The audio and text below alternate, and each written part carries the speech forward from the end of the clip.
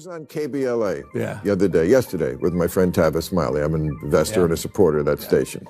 And he said, who do you want to run president? I mentioned, I think you'd be good at the job. Not this year, we know. No, I know. But he said, I don't think he could win. I don't think he could win. He's too progressive coming from this state and what he's done in this state to win in any southern state, any red state.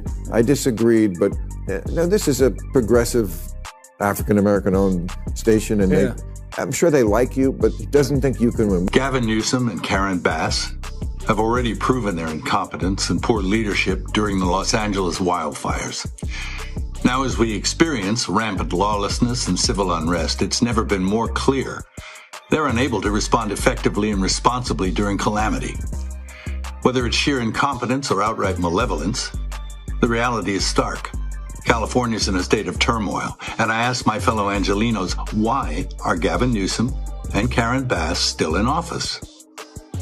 How much more of their destructive decision-making masquerading as leadership are we going to tolerate? We all know Bill Maher's always had a bit of a soft spot for Gavin Newsom, but that didn't stop him from absolutely dragging the California governor for turning the Golden State into a bureaucratic circus. Maher didn't just take a jab, he went scorched earth on one of his longtime liberal faves. And it was brutal. Look, Gavin might be the pretty face that gets whispered in every Democrat's 2028 fantasy campaign meeting, but when you zoom in on what he's done to California, it's a mess that even his best PR team can't spin. And that's what's driving Maher mad, because this isn't just some distant disaster. This is happening in his own backyard, and he's watching it crumble in real time. The new law in this, I think we have way too many regulations and laws, as we've talked about, and this one, I think, says if you're a department store with over 500 employees, you have to have a gender-neutral toy department.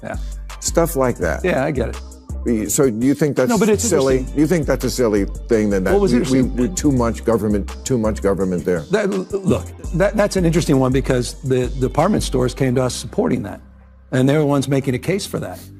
They were making a case they're already moving in that direction. Wanted you to make a law about them? Well, but they supported the legislation. It wasn't legislation that was enacted, that was initiated from my office, but it was legislation that came up with interesting support from the industry itself. Bill didn't even pretend to ease into it. He came out swinging, zero filters. First up, the one thing nobody can ignore, red tape. Maher lit up Newsom over the endless web of regulations, delays, and so-called progressive policies that sound good on paper but suffocate real progress. In Maher's words, California's become a slow-motion car crash wrapped in a rainbow flag and buried under 3 layers of useless paperwork. He's furious, not just disappointed, furious.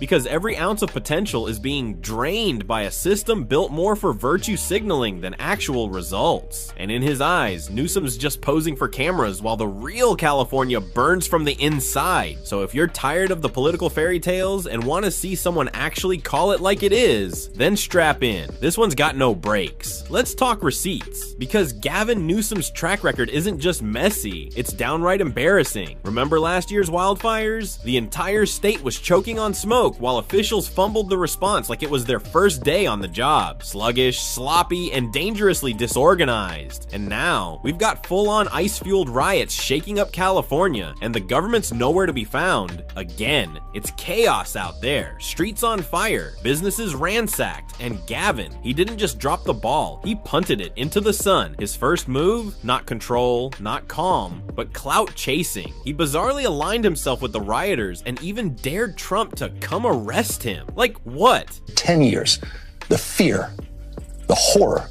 The hell is this guy? Come after me, arrest me. Let's just get it over with. Tough guy. You know, I don't give a damn. But I care about my community. I care about this community. The hell are they doing? These guys need to grow up. They need to stop. And we need to push back. And I'm sorry to be so clear, but that kind of bloviating is exhausting. So Tom, arrest me. Let's go. But then came the internet. The backlash exploded. Left, right, everyone dragged him. And suddenly, the man who was chest puffing for the cameras turned into a groveling politician trying to claw back dignity. Cue the shaky apology tour. He backpedaled harder than a cyclist on a cliff. Then, just when people thought it couldn't get more awkward, he switched gears again. Tough talk mode activated. Newsom threatened arrests and promised to bring down the hammer on the same rioters he initially embraced. But let's be real, nobody was impressed. It screamed desperation. Too little, too late. The damage was done, visibly, politically, and publicly. And the sudden shift in tone, it didn't feel like leadership. It felt like a scared man trying to survive a news cycle. People saw through it, and trust, gone. Newsom did eventually come out and apologize. If you want to go on Twitter, Rob, and just go to the apology video that he came out eventually. This is, I think, 4-5 days later. On day one, I asked him, I said, are you going to come out and do this? Watch how he's finally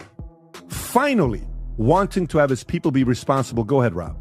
If you incite violence, I want to be clear about this. If you incite violence or destroy our communities, you're going to be held to account. Okay. That kind of criminal behavior will not be tolerated. Full stop. Already more than 220 people have been arrested. And we're reviewing tapes to build additional cases. And people will be prosecuted. Now here's the million-dollar question. If he couldn't handle a meltdown on his own turf, how in the world is he supposed to lead a nation? What happens when it's not rioters, but a real foreign threat knocking on America's door? Think about that. Let's be honest. If the pressure gets real, does anyone actually believe Gavin Newsom won't just crack, toss out a weak apology, and then fumble around trying to fix a disaster he helped create? Leadership isn't about rehearsed speeches or picture-perfect smiles. It's about having the guts to act fast, take control, and own your decisions. But